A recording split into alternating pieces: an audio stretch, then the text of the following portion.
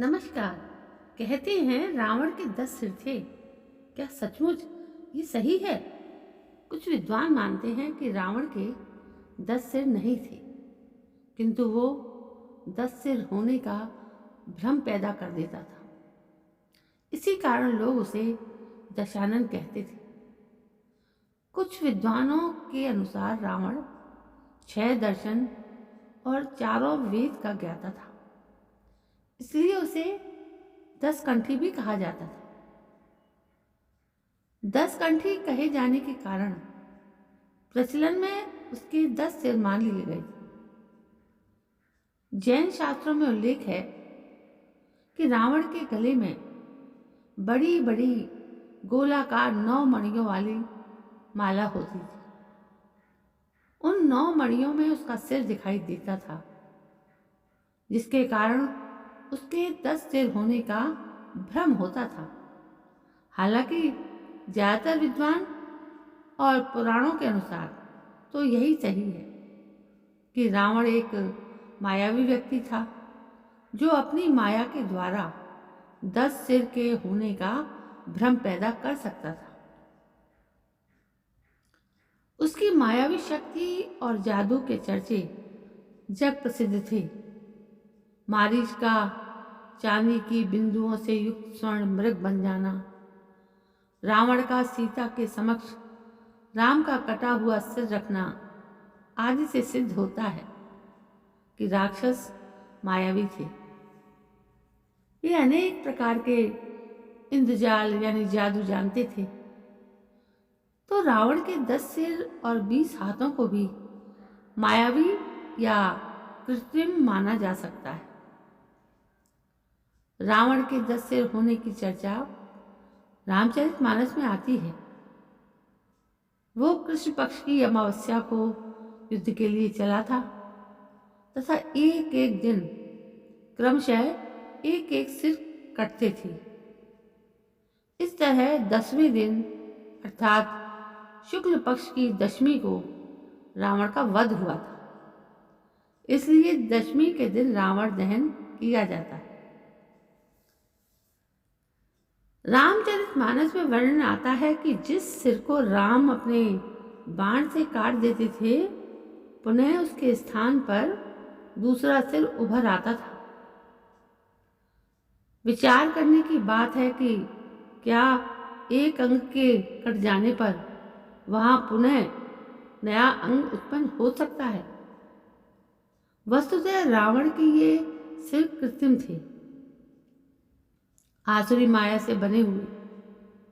रामायण में वाल्मीकि जी ने रावण के लिए अनेक शब्दों का प्रयोग किया था, जैसे रावण, लंकेश, लंकेश्वर, दशानन, दशग्रीव, शकंधर, राक्षस सिंह, राक्षसधीपम, राक्षस शार्दूलम, राक्षसेंद्र, राक्षसाधिकम, राक्षेश्वर, लंकेश और लंकेश्वर।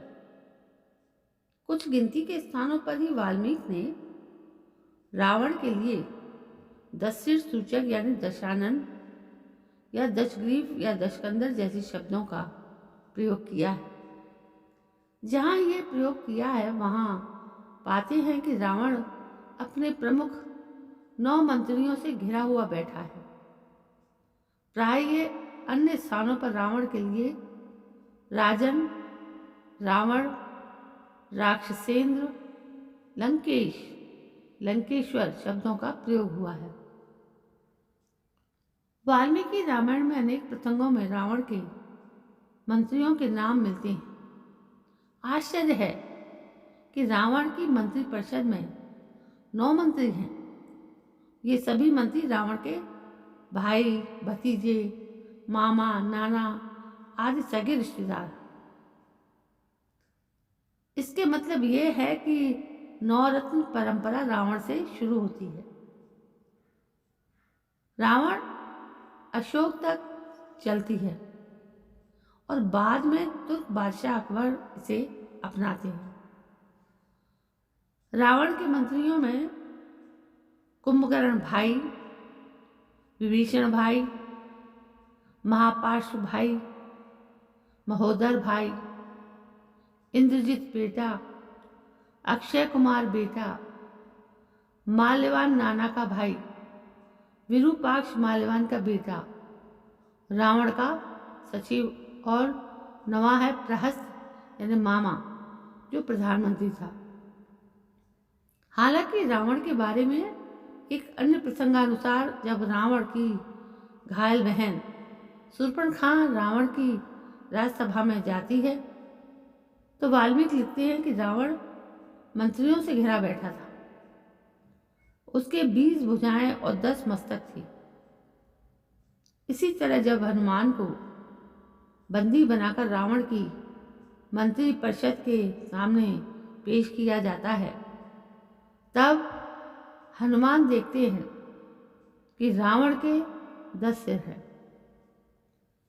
किंतु यह बताना महत्वपूर्ण है कि इससे ठीक पहली रात को जब सीता की खोज कर रहे हनुमान रावण के अंतःपुर में घुसते हैं और रावण को पहली बार देखते हैं तो वहाँ स्पष्ट रूप में बिना किसी भ्रम के शयन कक्ष में सो रहे रावण का एक सिर 2 हाथ ही दिखते हैं।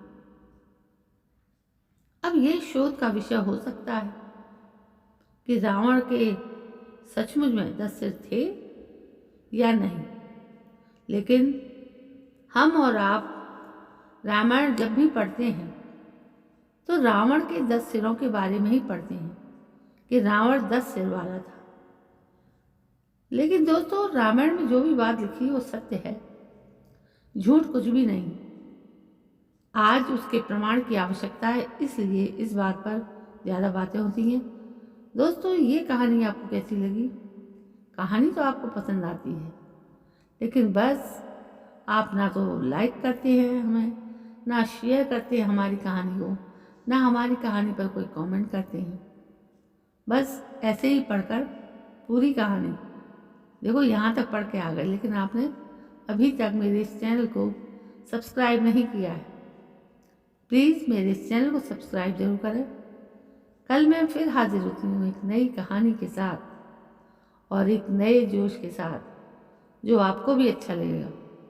उस कहानी को सुनकर आप भी कुछ सीख पाएंगे।